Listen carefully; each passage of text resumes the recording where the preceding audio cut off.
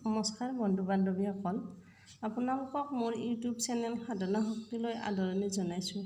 বন্ধু বান্ধৱীসকল, সপোন আমি সকলোৱে দেখোঁ, কিন্তু কেতিয়াবা কিছুমান সপোনে আমাক ভাল ইংগিত দিয়ে, আকৌ কেতিয়াবা কিছুমান সপোনে আমাক বেয়া ইংগিত দিয়ে।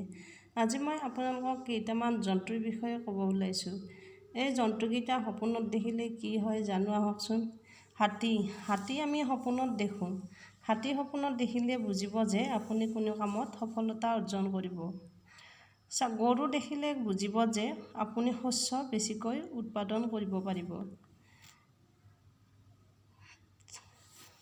সপোনত যদি আপুনি ছাগলী ঘাঁহ খাই থকা দেখে, তেনেহ'লে আপুনি কোনো কামত নেতৃত্ব লাভ কৰিব পাৰিব।